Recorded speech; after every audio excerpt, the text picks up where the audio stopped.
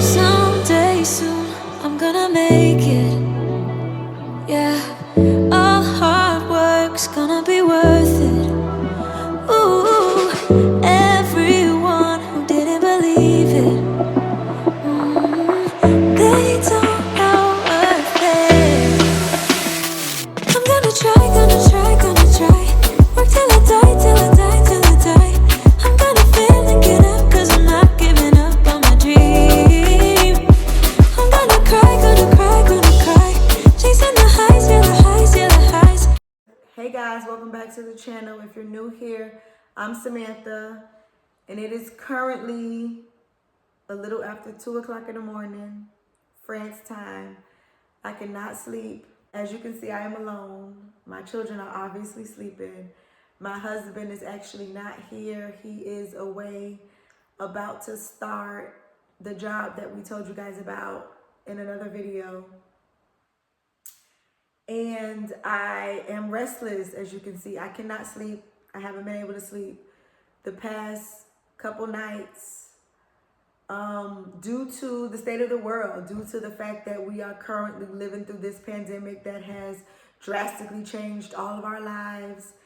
And to make matters worse, Black people are still being murdered in America at the hands of those put in place to protect and serve. Rest in peace, George Floyd, and rest in peace to all of my other brothers and sisters who have lost their lives to racism and hate. Someone reached out to me on my Instagram and they wrote, and I quote, "So you're just not gonna say anything about what's going on in America?" And this was maybe a couple days ago. I didn't have anything positive or uplifting to say.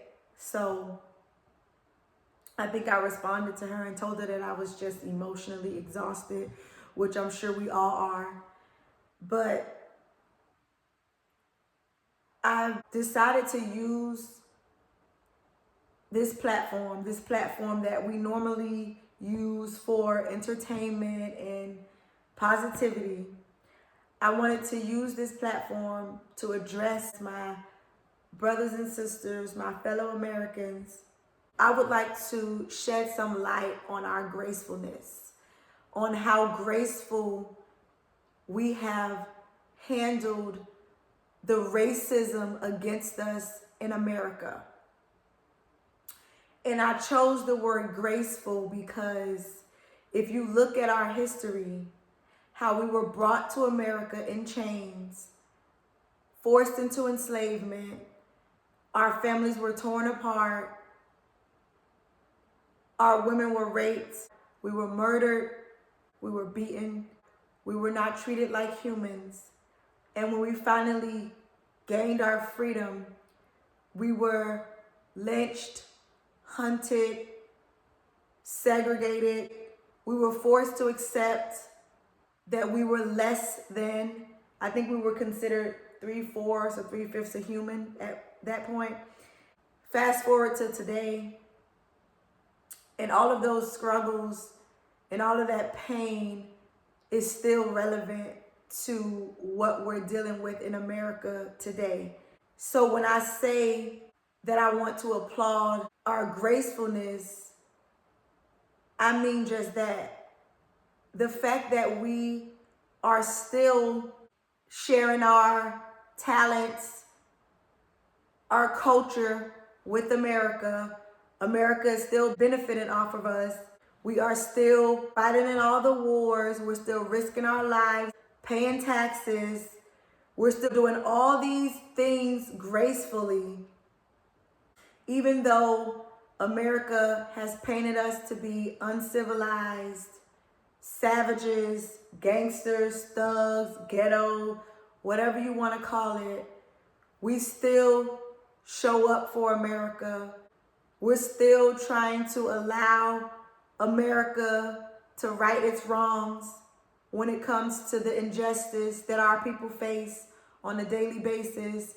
We're still forgiving. I can't think of one scenario where a Black man or woman has went out on a killing spree and targeted only white people.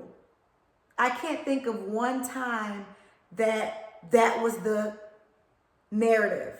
I actually started to call my family members the other day. I started to call my male family members because I was very interested to know how they felt in regards to when they are stopped or in the presence of a police officer in America. I wanted to know if they genuinely felt a fear for their lives. I personally have never, and I'm not going to come on this camera and lie, I personally have never had a scary experience with the police. I've actually never been asked to get out of my vehicle except for the one time when I was with my brother and my cousins. That's the only time I've ever been asked to get out of my vehicle. But to get back on subject, I started to call around my male family members to ask them how they felt. All three of them told me that they truly fear for their lives. And I called members of my family who are convicted felons all the way up to people who are extremely educated, who are professors at Ivy League schools, and they all share the same fear. So I say that to say there is no path to avoid being profiled or discriminated against. I hate the fact that America has programmed our people, black, white, Chinese, whatever, programmed our people so that when a black person has been murdered, we question if there was something they could have done to avoid it. Or we question if they did something to deserve that. Instead of having the initial reaction that no human being deserves to die, especially if they didn't take the life of another human being, instead of just taking that initial reaction, we are programmed to question, oh, well, maybe he did something, or and it's a sad reality. I am speaking as an American who has had a great life. My life has, I would be lying if I said that my life has been filled with racial profiling or racial situation and racial scenarios, because that is not the case. I am not going to lie, but I speak from my heart when I say I feel so much pain for my fellow brothers and sisters, and I completely understand why you are out there trying to do whatever you can to bring justice to our fellow brothers and sisters. I do not condone looting, but I do not condemn my brothers and sisters at all. They are acting out of desperation. They are acting out of pain. They are acting out of fear for their own lives. We have watched our ancestors, our grandparents, our parents fight the same fight that we are fighting today, and it has not gotten better for us. But as I mentioned before, I did not make this video to continue the sad narrative that has plagued my black African American people. I am here to remind you of how special you are. We have been oppressed our entire lives, and we have still managed to have one of our own sit in the Oval Office and lead this country. We are known all over the world for our incredible talents. Our culture is appropriated throughout this entire world. I saw this quote on Instagram that said, I wish America loved black people as much as it loves black culture.